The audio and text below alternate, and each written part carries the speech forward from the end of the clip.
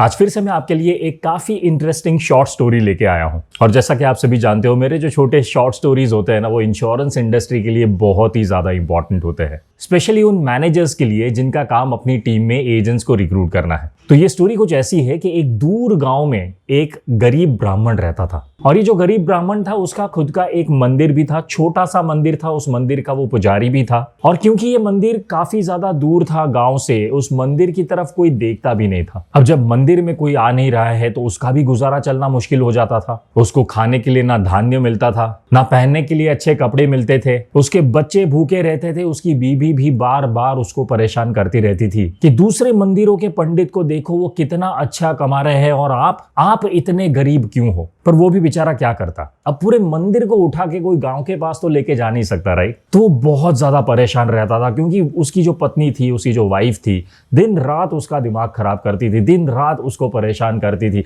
क्योंकि घर के हालात इतने ज्यादा बुरे हो चुके थे। और इस पंडित को अपना गुजारा चलाने के लिए उस गांव में हर घर में जाना पड़ता था, हर इंसान को कन्विंस करना पड़ता था सिर्फ 2 रोटी कमाने के लिए। और जिस घर में वो जाता था ना, उस घर से उसको ऑब्जेक्शन ही ऑब्जेक्शंस मिलते थे। यानी कौन से मंदिर के पुजारी हो यार, ये मंदिर के बारे में तो हमने सुना ही नहीं है, या नहीं चलो चलो जाओ जाओ, आज हमारे यहाँ पे कुछ नहीं बना है। या बोलते थे अरे आप लेट हो गए, हमने 2 मिनट पहले ही किसी और पंडित को दक्षिणा दे दी, अब हमारे पास नहीं है आपको दक्षिणा देने के लिए। और ऐसे कुछ ना कुछ बोल के लोग उसको टाल देते थे। कि एक दिन इन सारे ऑब्जेक्शन से काफी ज्यादा परेशान होके इस पंडित ने सोचा कि ऐसा मैं क्या गलत कर रहा हूं जिसकी वजह से मुझे ही पैसा नहीं मिल रहा है, या मुझे ही लोग दक्षिणा नहीं दे रहे हैं, या मेरे ही मंदिर में नहीं आ रहे हैं। और इनफैक्ट ऐसे भी कुछ मंदिर थे जो गांव से थोड़ा दूर थे, वहां पे लोग जा रहे थे, लेकिन इसके मंदिर में नहीं आ रहे थे। तब इसने सोचा कि यार कुछ तो मैं गलत कर रहा हूं, कुछ तो प्रॉब्लम है जिसकी वजह से लोग मेरे मंदिर में नहीं आ रहे हैं। क्या किया जाए, कुछ तो ऐसा नया तिकड़म लगाना पड़ेगा जिससे लोग मेरे मंदिर में आए, मुझे एक एक करके जो घर में जाना पड़ रहा है ना, वो ना जाना पड़े और लोग मेरे पास आए। ऐसा कुछ तो करना पड़ेगा। फिर उसने क्या किया, उसने अपना दिमाग लगाया। वो फिर से दूसरे दिन उठ के हर घर में जाने को निकला, लेकिन इस बार वो लोगों से भिक्षा या दक्षिणा मांगने नहीं जा रहा था। इस बार वो लोगों को इनवाइट करने के लिए जा रहा था कि आओ आप मेरे मंदिर में, मैंने एक बहुत बेहतरीन पूजा रखी हुई है या हवन रखा हुआ है, और इस हवन या पूजा का उद्देश्य यह है, इसका इंटेंशन ये है कि हमारे गांव में जितने भी लोगों को इनकम नहीं मिल रही है या जितने भी लोगों का बिजनेस अच्छी तरह से नहीं चल रहा है, हम मिलके भगवान से प्रार्थना करेंगे कि इन सब का भला हो, इन सबको अच्छा इनकम मिले, इन सबको अच्छी नौकरी लगे और इन सब के घर में अच्छी इनकम आए। तो इसलिए मैं चाहता हूं कि आप सभी लोग इस पूजा को अटेंड करें, सो दैट आप सबका भला हो। और इस तरह से उसने गांव के सारे लोगों को इन्वाइट किया हवन और पूजा में। उससे हुआ क्या,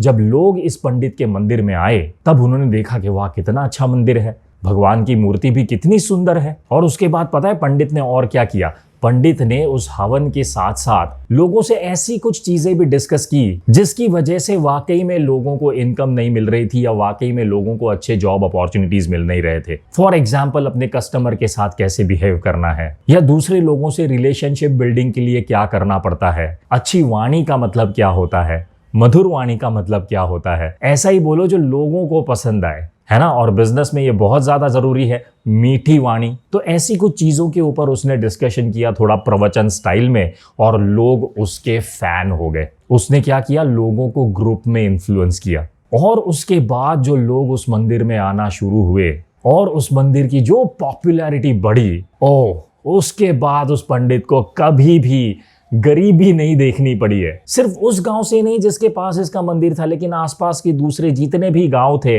वहां से भी लोग आना शुरू हो गए, क्योंकि वर्ड ऑफ माउथ फैलता है, राइट। और धीरे धीरे उसके भी घर में प्रॉस्पेरिटी आ गई, बच्चों को और वाइफ को अच्छा खाना मिलना शुरू हो गया, अच्छे कपड़े मिलने शुरू हो गए, और उसका भी मंदिर काफी अच्छा चलने लगा था। उसको भी घर घर जाने की जरूरत नहीं थी अब दक्षिणा या भिक्षा मांगने की, लोग सामने से आके दान दे रहे थे। तो ऐसा ही कुछ इंश्योरेंस इंडस्ट्री में हम जो मैनेजर्स है ना, हमारे साथ भी हो रहा है। कंपनी में से जो भी प्रोसेस हमें सिखाया जाता है ना, दैट इज 1-to-1 रिक्रूटमेंट। मतलब ये जो गरीब ब्राह्मण कर रहा है ना, वही टाइप का प्रोसेस। यानी एक एक करके लोगों के घर पे जाओ, उनके ऑफिस पे जाओ, उनको कन्विंस करो, उनको फॉलो अप करो, उनकी अपॉइंटमेंट जनरेट करो। ये प्रोसेस है, ये नेवर एंडिंग प्रोसेस है। इस प्रोसेस में इतना ज्यादा टाइम जाता है और इतने ज्यादा ऑब्जेक्शंस मिलते हैं कि इन सारे ऑब्जेक्शंस का मास्टर होना एक्चुअली इम्पॉसिबल है। यानी अगर आप 10 ऑब्जेक्शन को किस तरह से हैंडल करना है ये सीख जाओगे ना, और फिर मार्केट में जाओगे, आपको और 10 मिलेंगे, इनफैक्ट 1000 और मिलेंगे, राइट। तो ये ऑब्जेक्शन वाला प्रोसेस है ना, इसको ओवरकम करना इज एब्सोल्युटली इम्पॉसिबल। इसलिए मैं अपने ऑनलाइन ट्रेनिंग प्रोग्राम में, जिसका नाम है how to mass recruit agents, ऐसा एक प्रोसेस आपके साथ शेयर करने वाला हूं जिसमें आपको कभी भी कोई भी ऑब्जेक्शन नहीं आएगा और आप अपने लोकल एरिया से बल्क में एजेंट्स रिक्रूट कर पाओगे। जी हां, how to mass recruit agents ये ऑनलाइन ट्रेनिंग प्रोग्राम का नाम है।